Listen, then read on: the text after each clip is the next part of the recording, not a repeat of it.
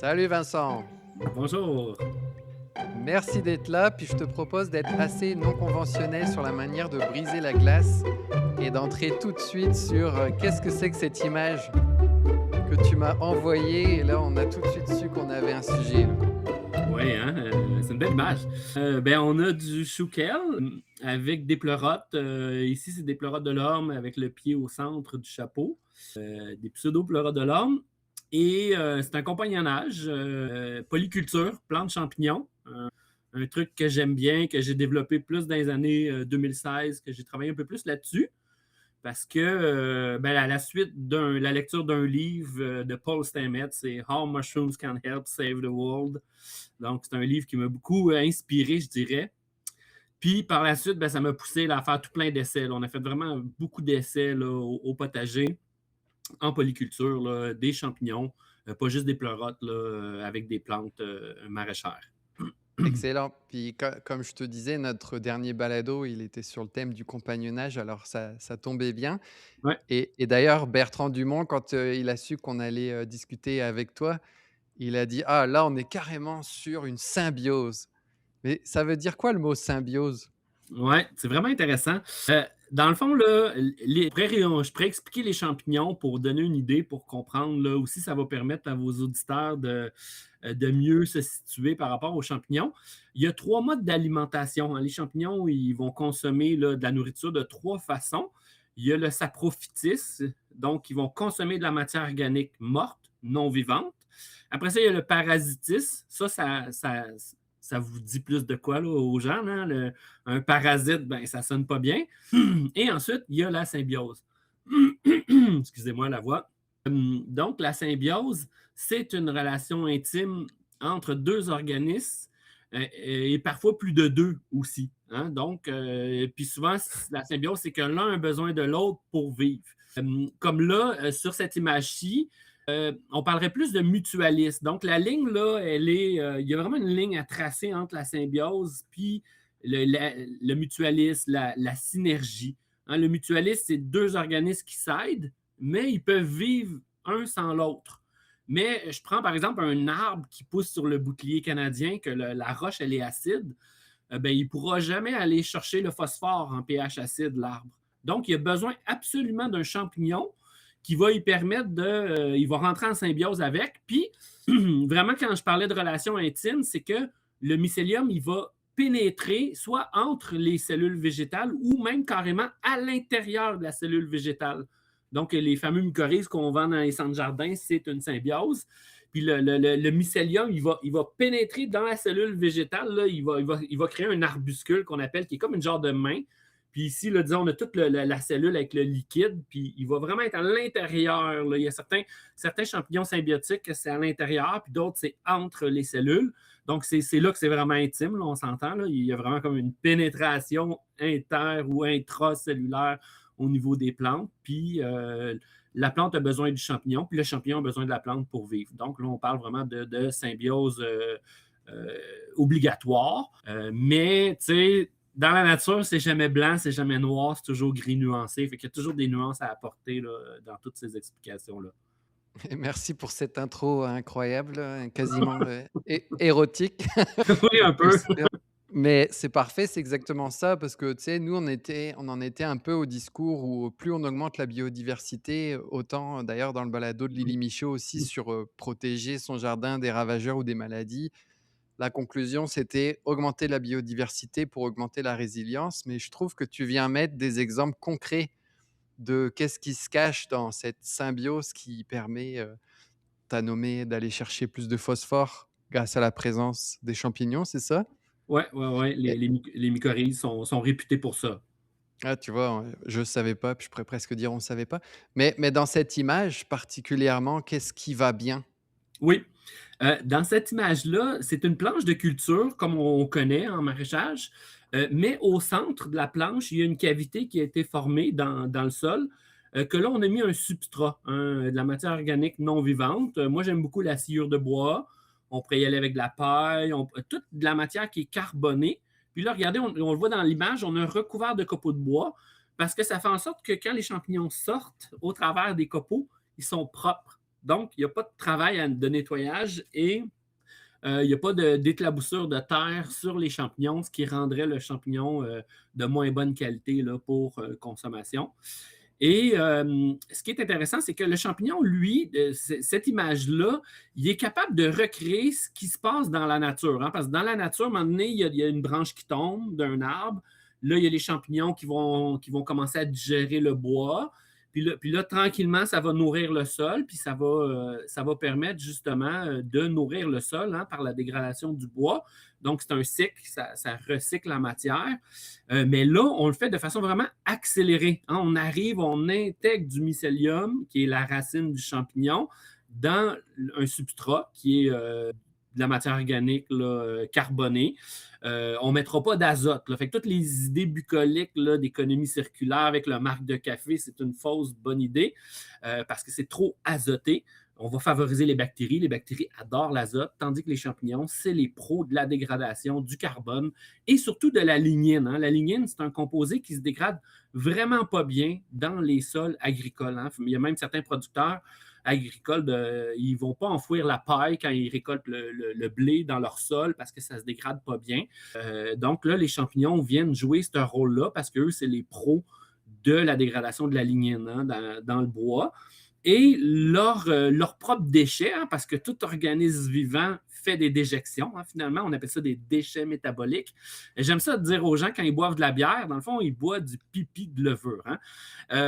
Fait que je le schématise de cette façon-là. Fait que, dans le fond, eux vont créer des déchets qui vont fertiliser, qui vont nourrir les bactéries du sol, qui, elles, par la suite, vont nourrir les plantes. Donc, on est capable de partir d'un sol hyper pauvre, puis de créer un sol super fertile en genre 1 an de culture de champignons directement dans le jardin, ce qui aurait pris vraiment beaucoup d'années, là, par exemple, dans un milieu forestier ou ailleurs. Et dans ce cas-là, tu l'as fait pour quelle raison, par exemple, ce compagnonnage? Ben, moi, j'aime beaucoup les compagnonnages, là, plantes champignons, mais celui-là, je le fais chaque année parce que dans le fond, j'offre des ateliers pratiques à la ferme, puis à chaque année, on fait des démonstrations. Fait qu'à chaque année, je reproduis cet exemple-là, qui est un des plus simples. C'est ça qui est le fun, là. Le pleurote, c'est le plus simple à cultiver. Le seul défi, c'est qu'il se fait attaquer par les mouches qui vont aller pondre des œufs, donc il va y avoir des larves dans les champignons. C'est une des raisons pourquoi on les met en relation avec les choux. Et les choux, eux aussi, se font attaquer hein, par la pyrrhite du chou. Et vous voyez, on a le filet là, justement sur l'image. Et on s'est rendu compte aussi que le filet apportait un microclimat là, justement aux champignons, protège les choux de la pyrrhite du chou. Donc, c'est comme un 3 pour 1 là, finalement. Là. Excellent. Et quand je t'ai proposé ce sujet, les champignons au potager, parce que nous, on représente plutôt une communauté potagère, enfin, tu m'as tout de suite envoyé cette photo pour presque illustrer qu'il y a un sujet. Est-ce qu'il y a d'autres angles que tu vois où c'est bon de lier les deux? Qu'est-ce que tu veux dire par d'autres angles? Bah, là, on a un compagnonnage qui est illustré. Tu sais, ça pourrait par exemple, ça pourrait être une préculture de champignons comme un engrais vert 1 an avant et l'année d'après.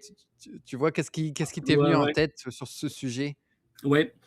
Dans le fond, c'est qu'il existe aussi des synergies hein, entre, donc ça veut dire que les deux s'aident, entre certains champignons. Il y a d'autres champignons que là, il va y avoir de l'antagonie, ça veut dire que les deux vont se nuire.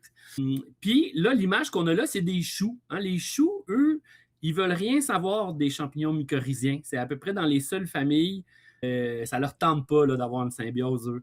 Donc, mais il y a un chercheur qui a découvert qu'il y avait des synergies avec certains champignons comme les pleurodolormes, l'astrophère, avec les choux. Et un autre aspect aussi important que tu me fais penser, que je trouve qui est vraiment intéressant à mentionner, puis qui est souvent pas connu. Tu sais, souvent, on va voir des engrais à base de crustacés, de produits issus de la mer, qu'on dit que c'est super bon pour les sols vivants parce qu'il y a de la chitine, hein, de la chitine ou chitine. Ben, les champignons sont composés de cet élément-là. Donc, c'est un élément qui est très important pour les sols, qui permet d'améliorer aussi la fertilité des sols. Donc, il n'y a pas juste l'impact de la dégradation de la matière organique. Il peut aussi y avoir des synergies. Il peut aussi y avoir la création de sols plus vivants à partir de la chitine, de la chitine. Et il y a aussi certains champignons aussi qui vont consommer des nématodes. Il y a certains nématodes, c'est moins une problématique dans les pays froids, mais il y a c'est des vers microscopiques qui s'attaquent justement là, aux racines de certaines plantes qui peuvent nuire, mais il y a certains champignons qu'eux consomment ces nématodes-là qui sont néfastes. Donc, on peut s'en servir aussi comme mycopesticides. Donc, ça aussi, c'est un aspect que je trouve vraiment intéressant. Puis, moi, Mmh. j'aime beaucoup l'idée de l'autonomie ou de la souveraineté. Hein. C'est pour ça que j'aime beaucoup autoconstruire mes propres trucs, parce que si tu es capable de construire, tu es capable de le réparer. Et, et dans le fond, j'aime aussi cet aspect-là, de pouvoir dire, ah, si j'ai une problématique avec un insecte X, ben, je serais capable de le combattre, peut-être via des champignons, hein, ou autres. Donc, on parle de mycopesticides ou autres. Donc, c'est tout cet Mmh. aspect-là là, que je trouve qui est vraiment intéressant. Là. Donc, il y a plein de voies à explorer, les champignons, mais malheureusement, c'est le mal-aimé des règnes, hein, parce qu'on a le règne végétal, animal et fongique, les mycètes, les champignons. Puis c'est souvent le mal-aimé, là, c'est lui qu'on ne connaît pas. On dit que c'est toxique, les champignons. Mais pourtant, il y a beaucoup plus de plantes toxiques que les champignons. Puis aussi, les champignons, on peut tous leur goûter, recracher. Même le mortel, on ne mourra pas, mais on ne peut pas faire ça avec les plantes. Hein. Il y a des plantes qu'on goûte, puis oublie ça, ça va vous brûler dans la bouche. Il y a certains arbres dans les pays tropicaux que la sève te coule dessus, puis tu as des brûlures. Même au Québec, Mmh. là, on pense à la berce de cocasse ou autres plantes là, qui ne sont pas bonnes pour la peau. On va pas aller jusqu'à dire qu'il faut croquer dans tous les champignons, mais c'est bon à savoir Mais ça fait qu'on partie on n'est d'un pas mort. critère d'identification. Mais c'est important là, de Le recracher. Hein? croquant, croquant Ouais, mais parce que mortel, quoi. ça fait partie des critères quand on veut identifier un champignon sauvage. On y goûte, Ouais, puis le goût fait partie de la description là, à un certain niveau. excellent. Et tu as une anecdote sur, le rôle du champignon dans la création du monde? Et tu Oui. sais, je l'ai trouvé intéressant parce que tout à l'heure, tu as parlé, du rôle du champignon à partir du substrat, carboné pour venir créer de la fertilité doucement. Mais tu sais, on aime les histoires et si c'est le champignon qui a vraiment créé les premières matières, organiques, c'est qu'il a un vrai rôle à jouer dans la fertilité au sens large. Pourrais-tu nous raconter c'est quoi, Oui. Ben, non en pas fait, le les mythe, mais plutôt champignons, la réalité, ouais? ouais, ben, en même temps, tu sais, c'est tout. Moi, j'aime ça, la science, c'est toujours des suppositions jusqu'à la preuve du contraire. Hein, pareil, Mmh. je trouve que c'est toujours important de se situer comme ça, on ne rentre pas dans des dogmes. Mais, tu sais, on l'a même appris à l'école, mais il y a un super bon documentaire à la Semaine verte qui s'appelle Le Royaume des champignons. Si ça vous intéresse. Puis ça explique carrément ça, que au début, les continents sur la planète Terre, ben, il y avait pas de végétaux, hein, il n'y avait pas de vie, sauf on dit que la vie serait partie dans les océans. Et là, à un moment donné, il y a une algue qui a rencontré un champignon qui ont créé le lichen. Puis le lichen, lui, il dégrade la roche. Euh, certains champignons aussi sont capables, par leur mycélium, de rentrer dans la roche comme un genre de marteau-piqueur, puis avec leurs enzymes, de dégrader la roche, puis de la rendre disponible par la suite aux végétaux. Donc, selon nos spéculations scientifiques de l'évolution sur Terre, les champignons, ben dans le fond, les lichens, donc la symbiose entre un algue et un champignon, aurait permis de dégrader la roche mère, pour qu'elle puisse ensuite accueillir les végétaux qui, eux, sont des êtres autotrophes pour la majorité. Donc, ils sont capables de synthétiser eux-mêmes leur nourriture. Les champignons, souvent, ne sont pas capables, sauf s'ils font une relation, comme par exemple l'algue, lui, il fait de la photosynthèse. Donc, lui, il est capable de faire sa propre nourriture. Puis là, il est en symbiose avec un champignon qu'il va aller chercher d'autres éléments nutritifs parce que le champignon, lui, il va aller dégrader la roche, il va la redonner à l'algue. Puis, dans le fond, il crée un organisme là, au final. Mmh. Et il y a un chercheur en Europe qui est vraiment intéressant. Lui, il s'est amusé à prendre de même des algues puis des champignons, puis il les mélange. Puis là, maintenant, il se rend compte que tant d'heures après, il y a des symbioses qui se créent là, naturellement, comme ça, spontanément. Hein, parce que la vie est spontanée. Hein. C'est assez incroyable de voir des fois que, pouf, la vie apparaît. Ça prend juste de l'eau, puis un peu de nourriture, puis la vie vient d'apparaître. Mmh. En tout cas, tu as illustré non seulement son rôle dans l'histoire, mais aussi sa force avec l'image du marteau-piqueur. Ouais, ouais, ouais. Et je trouve c'est bon à savoir ces 2 choses parce Mmh. que Mmh. au présent, il peut avoir cette capacité d'aller chercher des choses là où les plantes ne peuvent pas, puis les ramener. Est-ce que c'est par exemple pour ça que ça cap il aide la digestion du phosphore? Oui, Ah ouais. puis, ben, là, on parlait des lichens, puis c'est pour ça souvent, vous remarquerez dans la nature, hein, on voit les lichens sur des capes de roches, sur les affleurements rocheux. Tu sais, vous allez faire de la randonnée en haute montagne, on voit du lichen. Fait que j'aime ça le dire parce que moi, j'adore faire des observations en randonnée ou dans la forêt. Maintenant, le phosphore, tout dépendant des types de roches, s'ils contiennent du phosphore, mais oui, ils ont les enzymes pour le dégrader. Puis aussi, la mycorhize, ben, dans le fond, ça m'amène à vous parler des mycorhizes. La mycorhize crée aussi une extension du système racinaire des plantes, hein, parce que dans le fond, les plantes ont de la misère, ont de la difficulté à aller chercher le phosphore. Et la mycorhize, elle, permet de créer une extension, donc une plus grande surface de contact avec le sol, et aussi d'aller puiser de l'eau plus loin. On s'est rendu compte aussi que les plantes avec les mycorhizes sont plus résilientes aux sécheresses, aux épidémies d'insectes, aux ravageurs, aux maladies, etc. On sait même maintenant, il y a des chercheurs qui ont même testé, ils ont cloisonné des plantes, mais ils se sont organisés que les mycorhizes soient dans le sol, puis ils ont attaqué une plante avec des insectes, puis ils se sont rendus compte, mais l'autre plante, elle n'était pas attaquée parce qu'il y avait une cloison.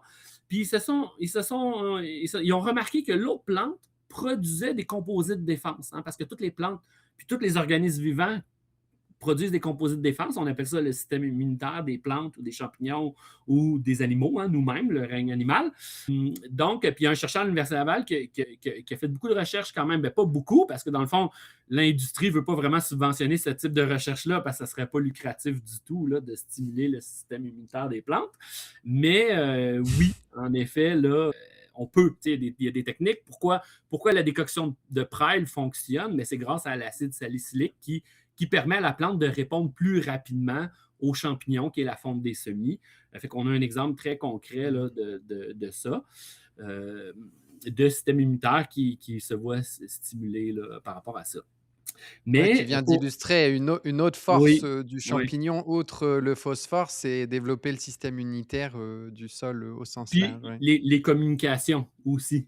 Les plantes communiquent beaucoup par les phéromones, hein. Le meilleur exemple, c'est l'acacia en Afrique.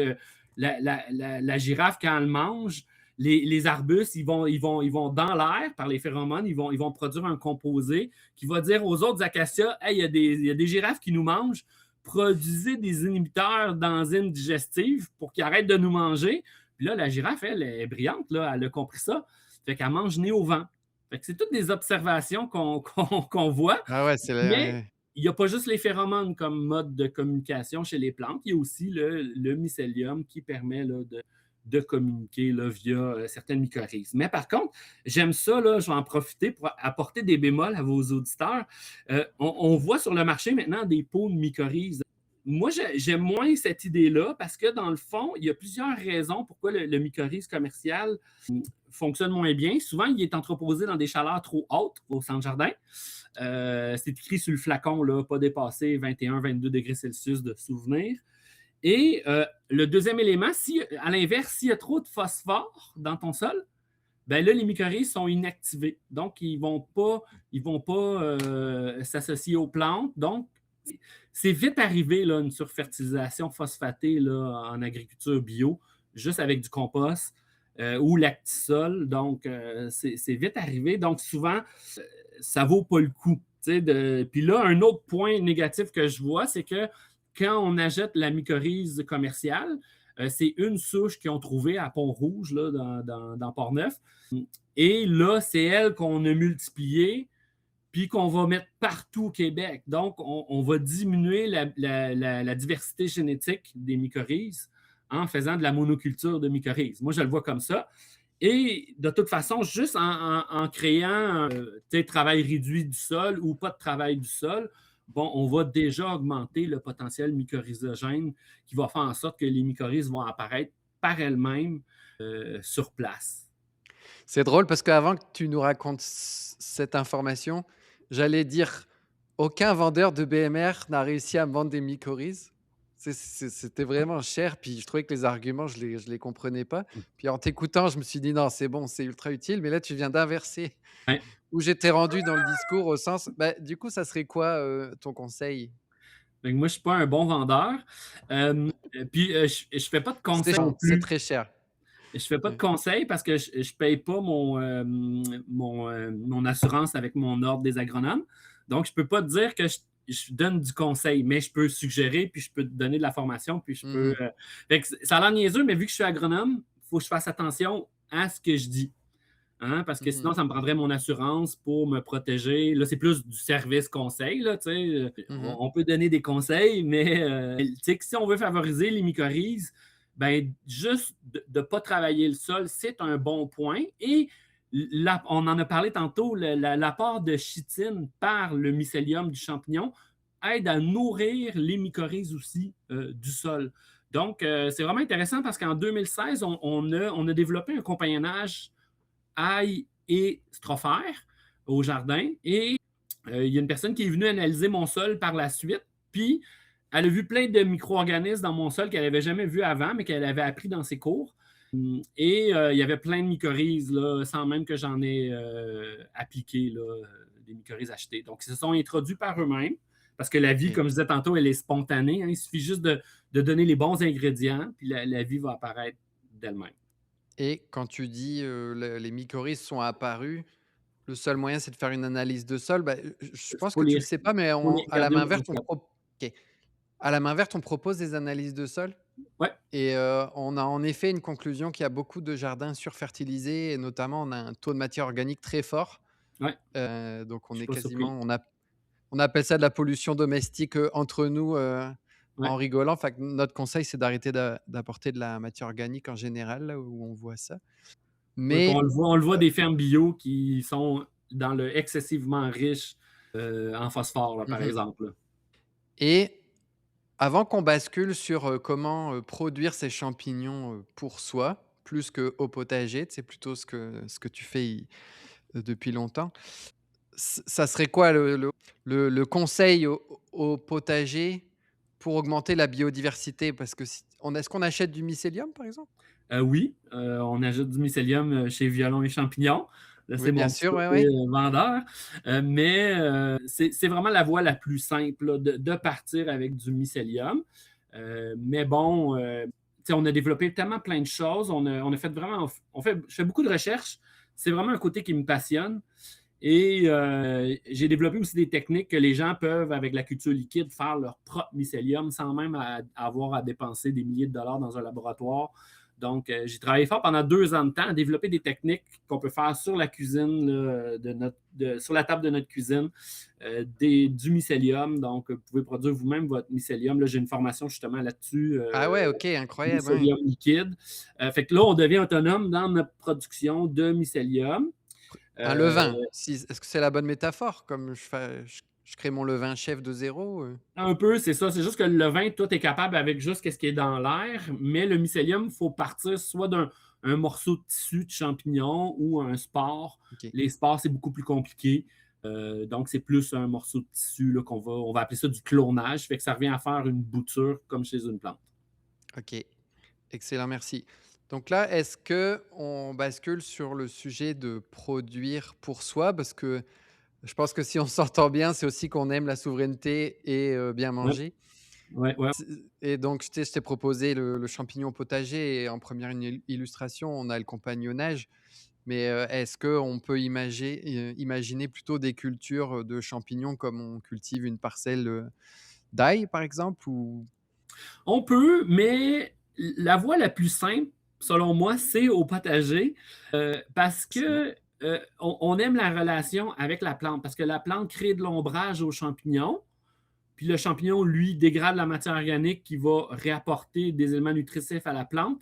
Puis tantôt, j'en ai pas parlé, là, mais si on regarde encore l'image qui est là, si on applique plein de copeaux de bois, comme sur l'image, sur un sol au jardin, on risque d'avoir des carences en azote. Hein. On appelle ça la fin d'azote ou l'appel d'azote. Ça, dans le fond, c'est que, étant donné qu'on vient de mettre beaucoup de matière carbonée, ça fait en sorte que les bactéries du sol vont utiliser l'azote du sol pour dégrader le carbone pour qu'il, par la suite, soit disponible aux plantes, ce qui va souvent occasionner des carences en azote. Mais là, si nous, on arrive et on met du mycélium entre les bactéries et le copeau de bois ou la matière organique, bien là, on empêche les bactéries d'avoir accès à cette matière-là organique qui ferait en sorte qu'elle appauvrirait nos plantes. Donc il y a tout plein d'éléments. Puis, sinon, oui, on peut faire des champignons, mais là, on va peut-être être mieux d'avoir un milieu un peu plus ombragé, quoique ça se fait quand même là, plein soleil, mais c'est plus Mmh. difficile de gérer le taux d'humidité. Puis c'est souvent la problématique dans la culture des champignons, c'est le taux d'humidité. Hein? Puis malheureusement aussi, il y a plein d'autres gens qui donnent des formations qui n'expliquent pas comment calculer le taux d'humidité. C'est avec des techniques de culture, là, par exemple la paille traitée avec de la chaux.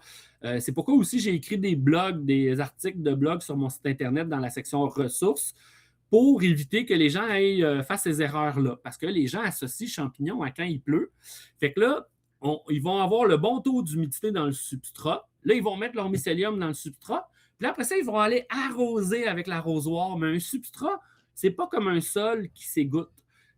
Le substrat, lui, va absorber encore plus le taux d'humidité. Puis à un moment donné, quand on dépasse 65 d'humidité, bien là, c'est l'asphyxie. Hein, le mycélium, il manque d'oxygène, puis là, il va mourir. Puis les bactéries vont prendre le dessus parce que les bactéries adorent le manque d'oxygène pour la majorité.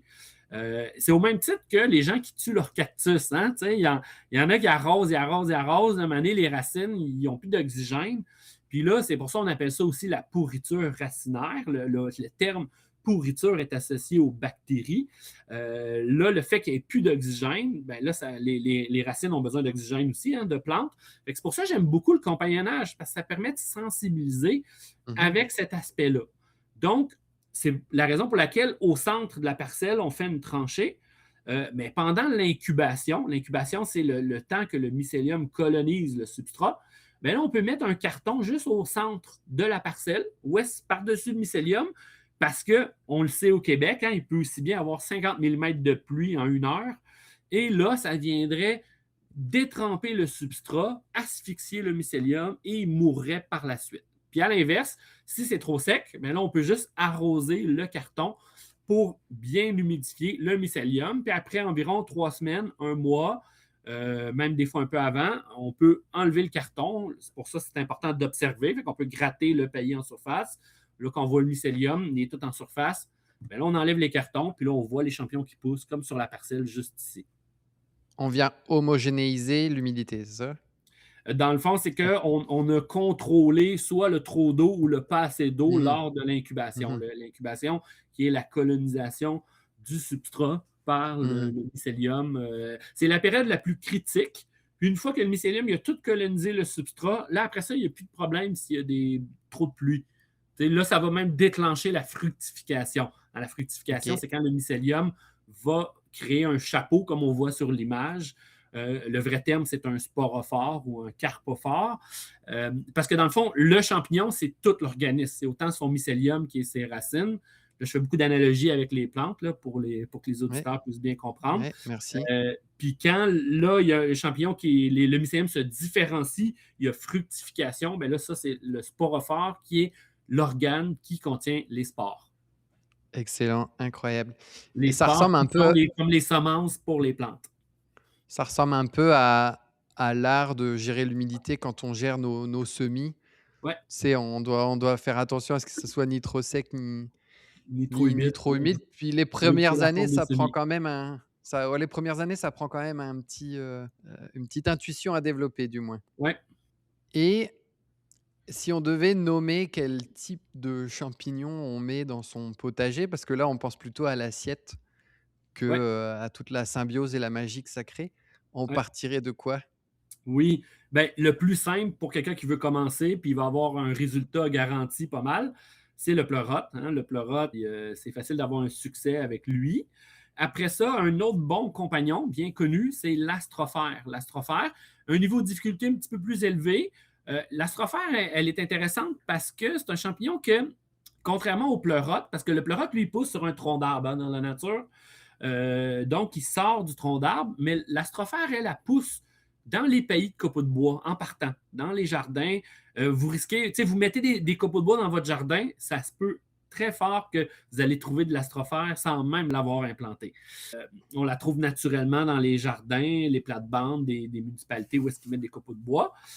Donc, l'astrophère, elle, a besoin de micro-organismes, de bactéries pour fructifier. En fructifier, c'est quand le chapeau il se fait là, à partir de son mycélium.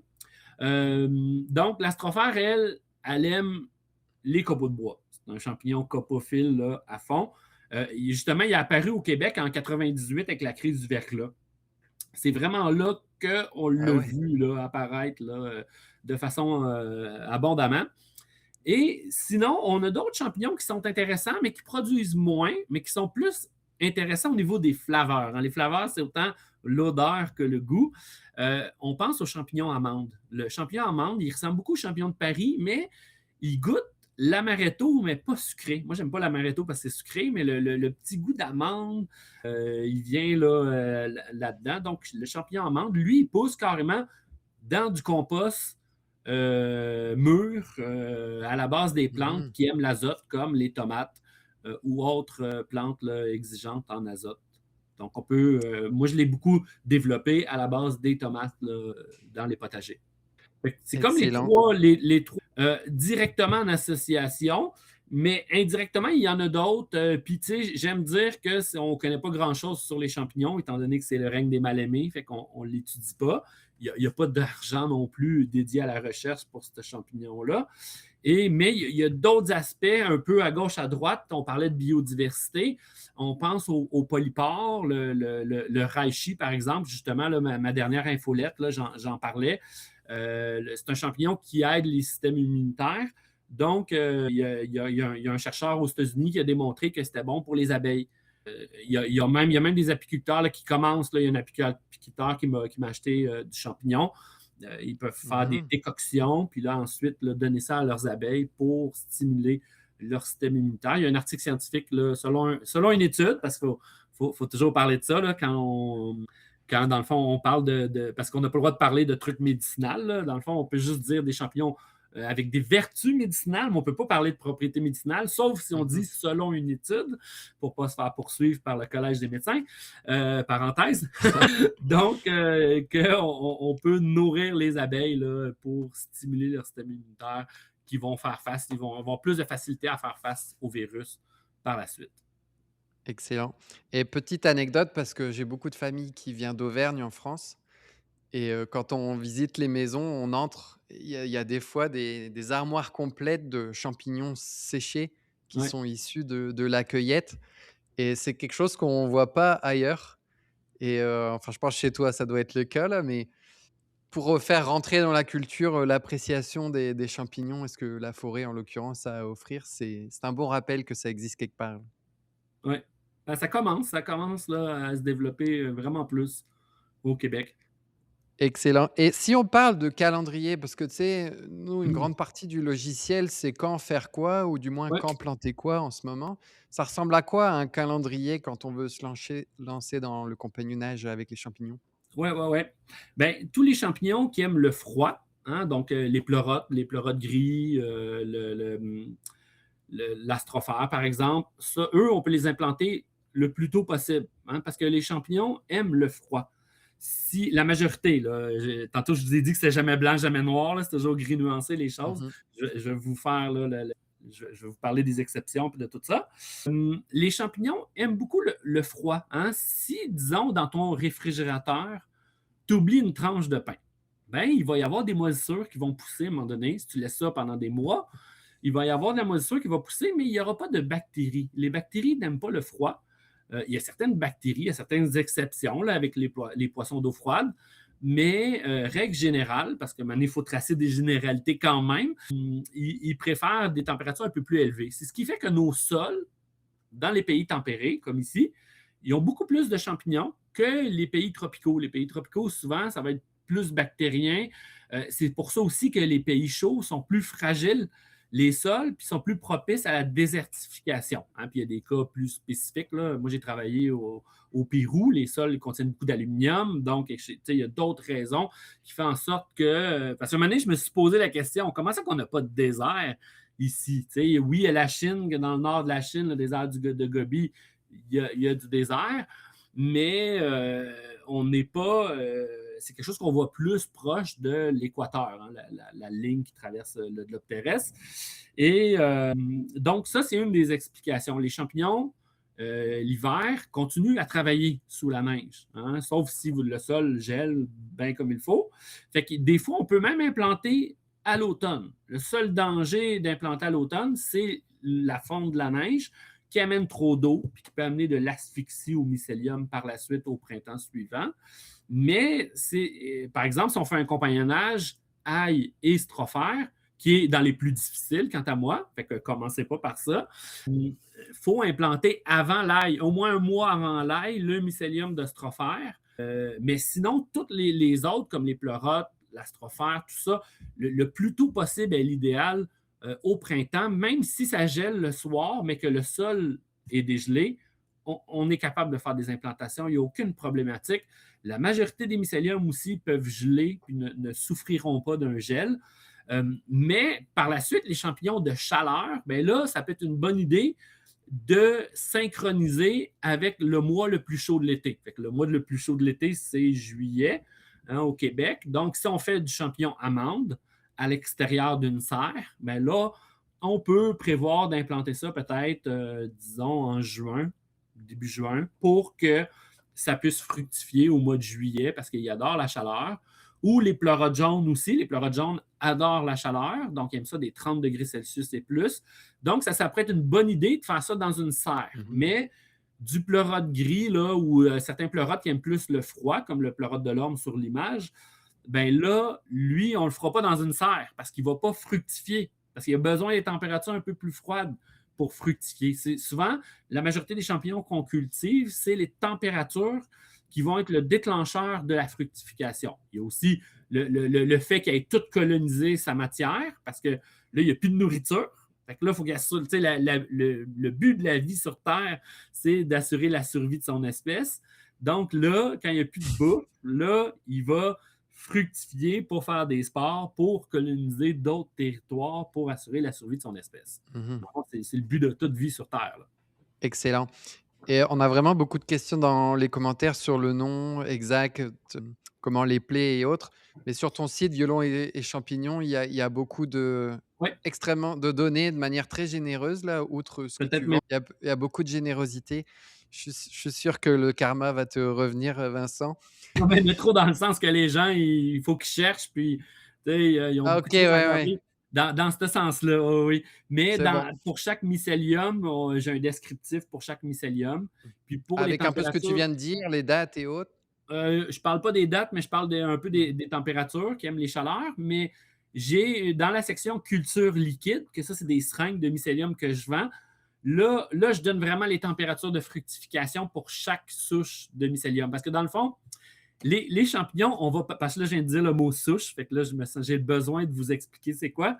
Dans les plantes, on parle de variété, hein? Fait que, par exemple, le pleurote en forme d'huître, qui est Pleurotus ostrea, ben, il y a plein de souches. Normalement, dans les plantes, on parlerait de variété, là, mais dans les bactéries et les champignons, on parle de souches. Fait que ça revient à ça. C'est comme une variété. Fait que là, moi, j'ai la variété pH que lui, il va fructifier entre genre 10 et 32 degrés Celsius. Mais les bleus, souvent, au-dessus de 21, ils n'aiment pas ça. Fait que, dans la même espèce, Pleurotus ostreatus, tu as des souches qui sont blanches, tu en as qui sont bleues, tu en as qui sont grises, tu en as qui sont. Il y a toutes les couleurs. Il y en a qui aiment le froid, il y en a qui aiment le chaud.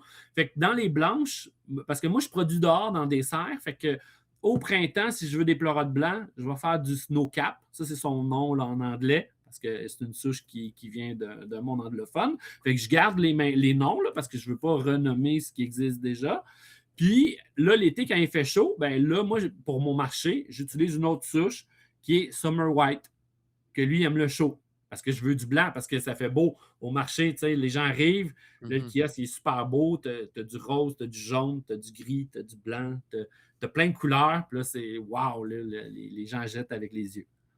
Et autant tu nous as parlé des périodes d'implantation, autant je pense que nous, en tout cas dans le calendrier du potager, on est habité à des longues périodes de fructification. le champignon, ça donne quoi? Ça peut aller de combien de semaines à combien de semaines? Avant de fructifier. Ah bon, avant de Le manger, pour être exact, là. Ouais, le pleurote, on parle d'à peu près 3 à 4 semaines après implantation en plate-bande. C'est sûr, si on fait une implantation sur baie de bois, c'est beaucoup plus long, hein, fait que ça change énormément. Le shiitake, par exemple, si les gens m'achètent un bloc, ben souvent, il est déjà prêt à fructifier. Mais moi, il me prend 3 mois à faire, le bloc, le bloc de sciure. Mais si on le cultive sur une baie de bois, ça prend 12 mois. C'est juste pour Mmh. montrer, tu sais, il y a toujours des ça dépend. L'éventail. C'est ça qui est plate un peu là-dedans. C'est beaucoup du cas par cas. Puis le champignon amande aussi, lui aussi, c'est un mois environ. L'astrophère, elle, des fois, ça peut être 2 mois, 4 mois, puis des fois même, c'est l'année d'après. Ça dépend tellement de plein de conditions. C'est ça qui arrive. C'est quand même le fun parce que des fois, quand on se rate un été, au potager, ça veut dire que peut-être tu nous mets des cultures qu'on implante en juin, récolter juillet. On peut s'offrir des trucs un peu en début ou fin de saison, quoi. Ouais. Puis, mais le pleurote, comme on voit là sur l'image, lui, il va faire plusieurs volées, hein. Ça, c'est un autre terme de champignon. Le terme volée, c'est quand il va fructifier, hein, le champignon. Fait que disons, j'implante là, début mai mes pleurotes au jardin. Là, début juin, il y a une première fructification, une première volée. Là, après ça, il y a une petite pause, de peut-être 2 semaines. Puis là, il repleut. Il y a une deuxième volée. Puis là, il y a une autre petite pause. Puis là, il va y avoir une troisième volée.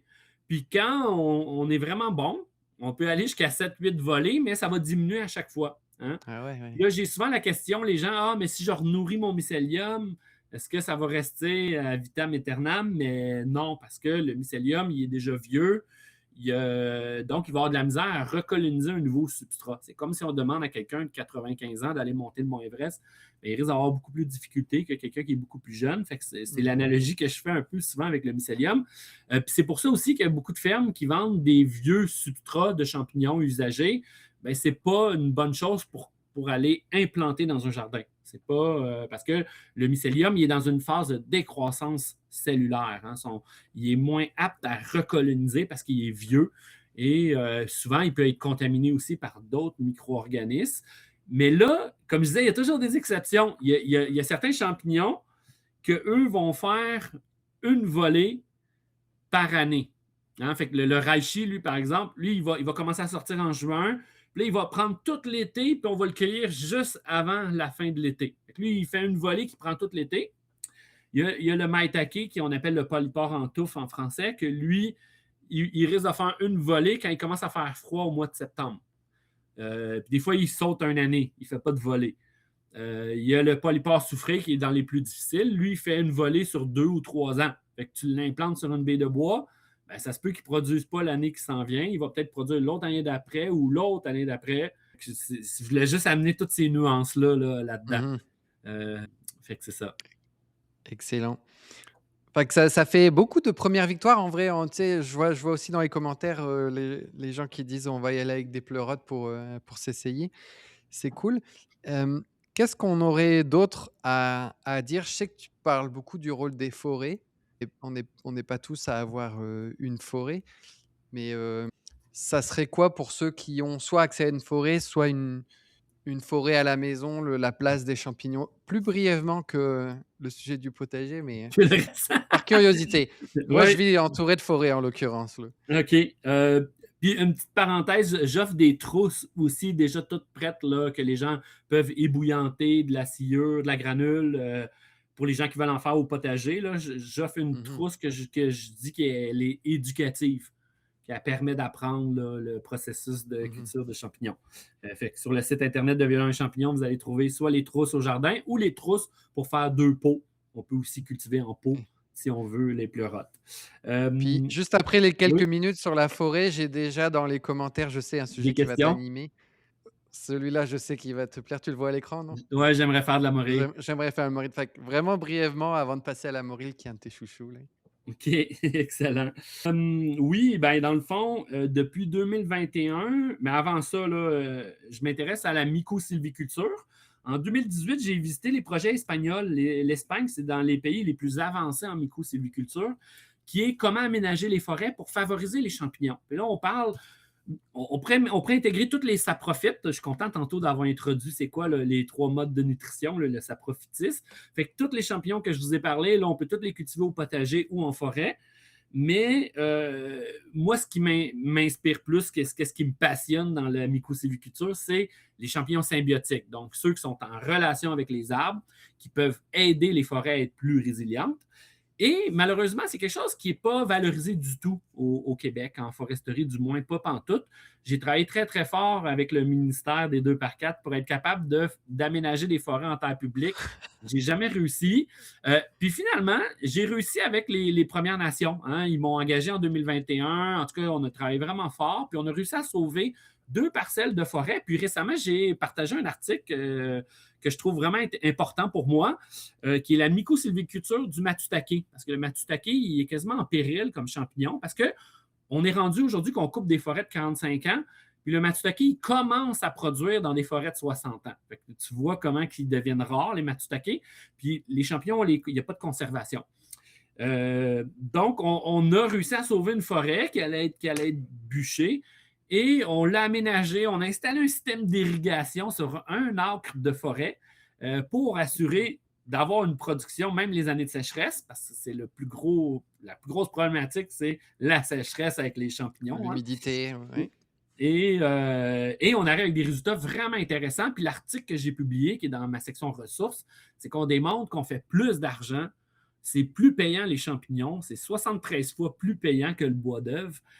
Puis ça, les Espagnols l'ont déjà démontré dans leurs articles scientifiques. Hein. En Espagne, là, la cueillette de champignons, ça fait partie, là, comme la chasse et la pêche ici. Ça vous prend un permis de cueillette de champignons, puis c'est valorisé par les instances, ce qui n'est pas le cas pantoute ici.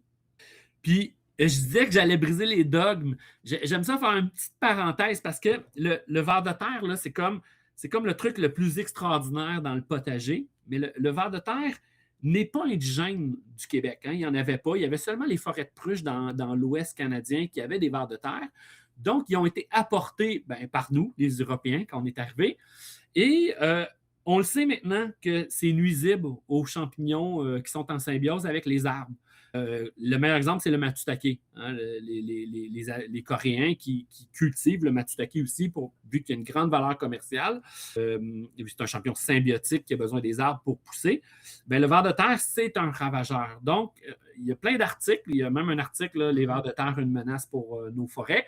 Il y a une étude qui a été faite par l'Université de Sherbrooke qui démontre que le ver de terre, dans les forêts, c'est pas bon.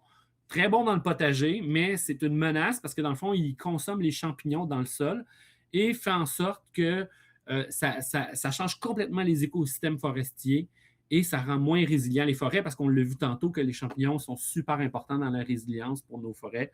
Fait que voici peut-être ma petite Excellent, parenthèse. ouais, on ne l'a pas entendu celle-là. OK, fait que la Maury, merci pour, est-ce que c'était bon sur la forêt? Oh oui, tu voulais que je sois bref. Fait que... Calmement, on aura l'occasion de se reparler. La Maury qui est un champignon, connu en gastronomie particulièrement là. Ouais. Oh, Est-ce que oui, c'est tout à pour ça fait. que tu t'es intéressé à ça au début? C'était pour la manger ou pour le défi? Même pour le défi. Moi j'aime ça, les affaires compliquées. Tout dépendant de quoi, là. Ouais. mais les champignons, tu sais, c'est pas un domaine simple. Fait que ça demande beaucoup de recherche.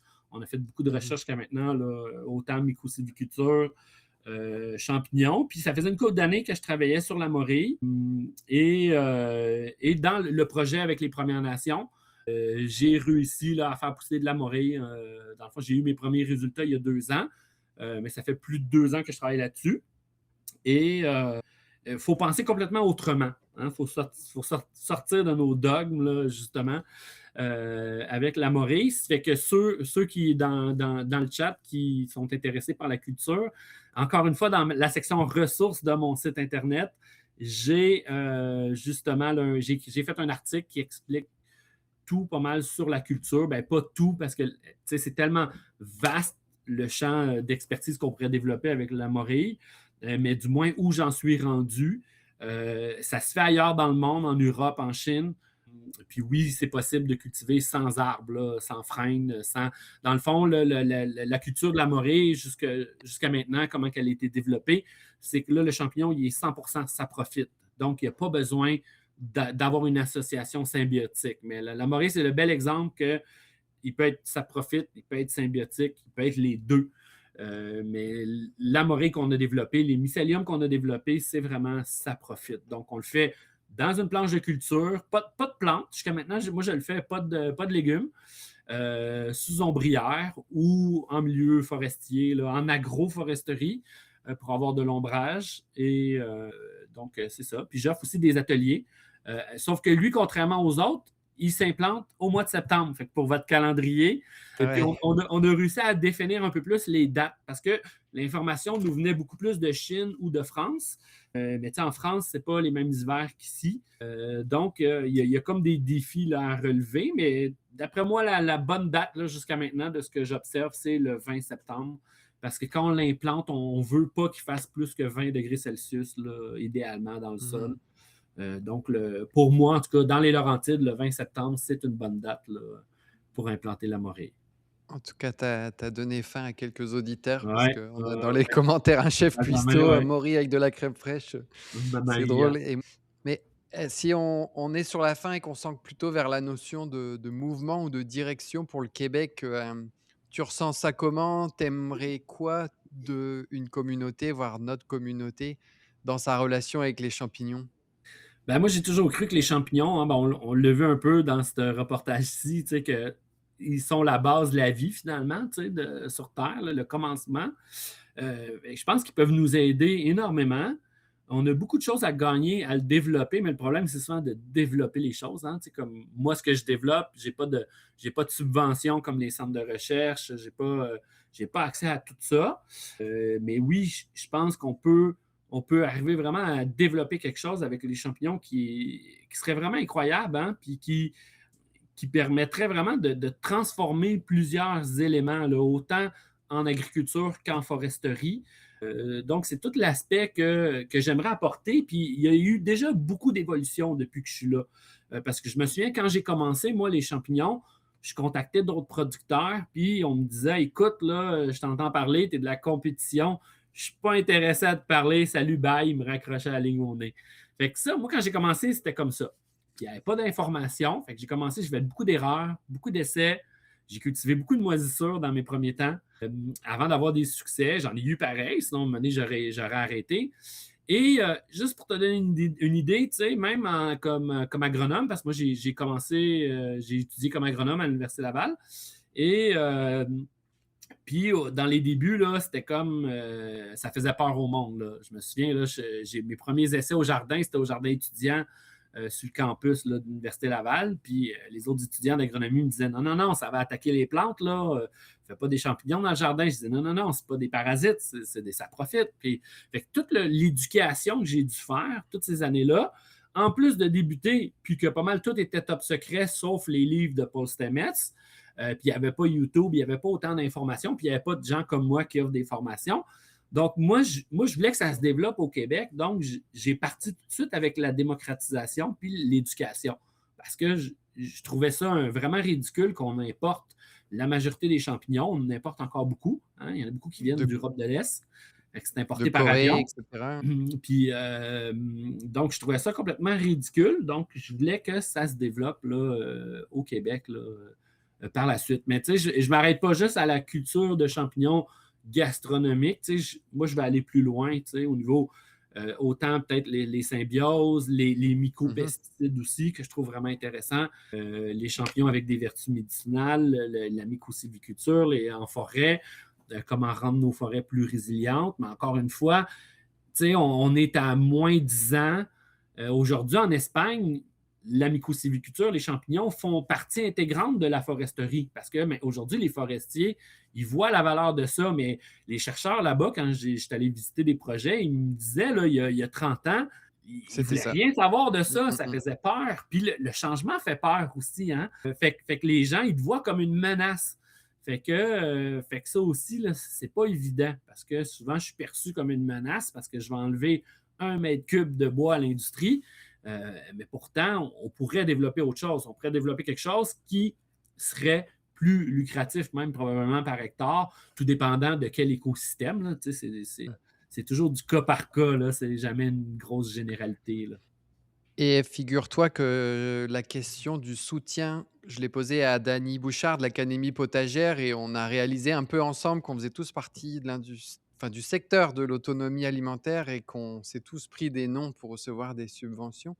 Et là, c'est un peu là où je voulais t'emmener, c'est que, la communauté qui nous écoute, celle de la main verte qui nous soutient et autres, bah, en fait, ils jouent un rôle incroyable parce qu'ils permettent à des projets comme les nôtres, le tien, idéalement, de faire non seulement de la production pour avoir du local, mais aussi de la recherche.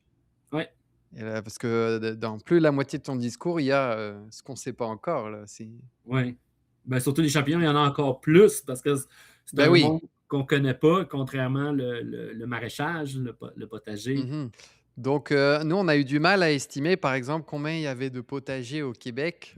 Là, je ne sais pas si on peut estimer, combien il y en a qui, se lancent dans la production de champignons, à la maison, mais on souhaite toujours plus, évidemment, là. Ça serait difficile à estimer, mais il y a quand même des gens parce que j'ai des clients. Bah, oui, ton entreprise va très bien, mais bah, je vous invite vraiment à aller sur le site de Violon et Champignons. Il y a toutes sortes d'ateliers en ligne et à ta ferme dans les Laurentides, c'est ça? Oui, oui, oui. Donc, soit des formations en ligne, des initiations de toutes sortes. J'ai des formations aussi plus complètes, plateformes en ligne, les gens même qui veulent se partir en Mmh. entreprise. Il y a beaucoup d'entreprises déjà existantes qui sont venues faire des formations chez nous. Donc, l'idée, c'est vraiment de démocratiser pour que ça se développe, qu'il y ait quelque chose qui se passe là, au niveau du champignon. Déjà là, ça s'est énormément développé parce que il y a plusieurs années, il n'y en avait pas plein de producteurs de champignons là, au Québec. Là. Il n'y en avait que trois. Mmh. Bah, oui, non, c'est excellent. Puis on va s'assurer que le mouvement soit de plus en plus résilient à travers une communauté, plus impliquée. Bah, écoute, merci Vincent pour ça. C'était vraiment extraordinaire et comme je te disais en intro avant, qu'on, parte live, moi, je pense qu'on est parti pour avoir une longue histoire ensemble avec, les champignons et violons et champignons pour que ça soit dans le calendrier ou dans peut-être des petites, fiches techniques de formation, on puisse, connecter avec toi et donc connecter avec les champignons depuis, nos potagers. Ben, ça ferait grand plaisir, en tout cas, parce que je pense qu'on a besoin de ça. Puis, j'ai un petit code promo, là, tu m'en avais Ah parlé. OK, Là. bah, la surprise, vas-y, OK. Ouais, c'est bienvenue 10. OK, parfait, Bienvenue sur le 10. site de Violons et Champignons, puis on Ouais, devine si vous qu'il y voulez faire une aura un commande, petit vous avez un 10. dix pour Il y aura cent un avec. 10 quelque chose. Ouais, un 10% avec bienvenue 10. On a besoin de se connecter entre nous, de créer des réseaux, une communauté, comme tu dis, d'avoir une communauté forte pour se soutenir Mmh mh. et pour pouvoir développer là, tout ça, là, pour avoir plus de résilience. Parce que Ex en regardant ça, on voit qu'on va avoir besoin de résilience là, pour le futur. À très bientôt Vincent. Au plaisir.